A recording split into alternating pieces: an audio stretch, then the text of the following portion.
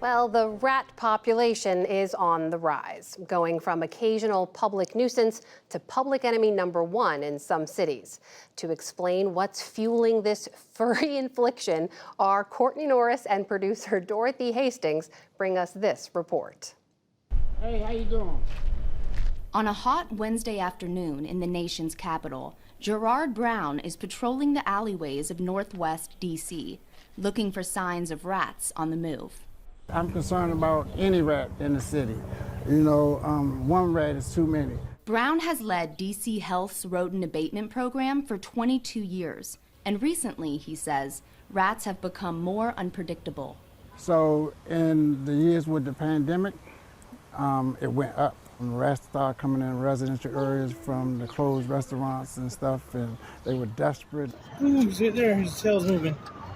Last fall, the pest control company Orkin ranked Washington, D.C. as fourth on its list of America's most rat-infested cities, behind Chicago, New York, and Los Angeles.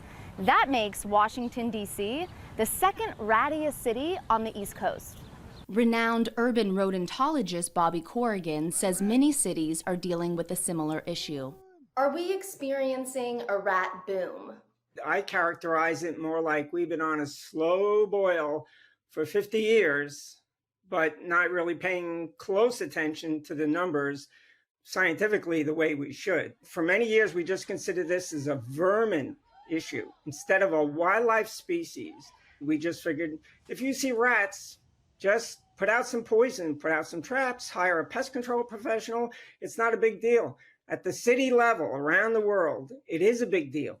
D.C., like many other cities, has seen an uptick in rat-related extermination calls. When rats are reported, Brown's team heads to the site to treat the scene, putting rat poison inside burrows and covering holes.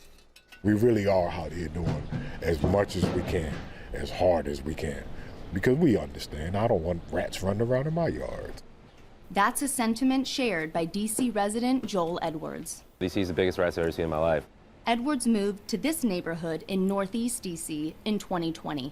I would say since the day we bought the house, months going on after that, we were dealing with trying to poison rats outside our house and finding giant dead rats all around. Other cities across the U.S. have been tackling the same ratty problem.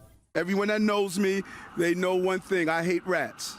In New York City, Mayor Eric Adams last year declared rats public enemy number one.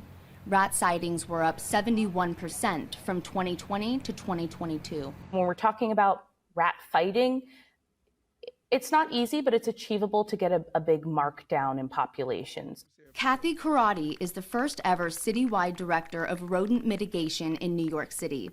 In the new role, her sole focus is reducing the number of rats across all 5 boroughs. As part of New York's citywide approach, restaurants, bodegas, delis, and grocery stores are now required to dispose of trash in secure containers, rather than directly on the street, a policy impacting 40,000 businesses. One of the tricky things about rats is we have no rat census, so there is no firm count of rat populations. We can engineer our way out of a lot of this, but then we need people to do the behaviors. And as anyone knows, behavior change is really hard. In the last 3 months, the city has seen a 20% decline in rat sightings.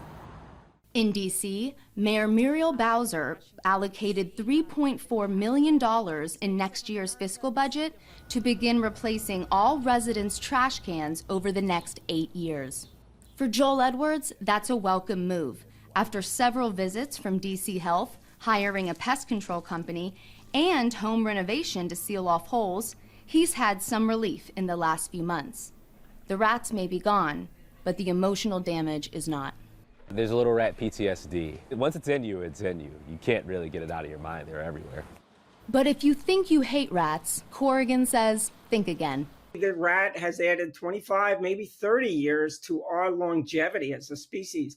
We've studied it backwards, forwards, upside down, psychologically, medically. So to some degree, I would say to everybody, when you walk down the street, if you do see a rat, before you think about how we're going to manage it, say, by the way, thanks a lot. Easier said than done. For the PBS NewsHour, I'm Courtney Norris. You can watch and read more of our reporting on the rat problem many cities are facing online at pbs.org/newshour.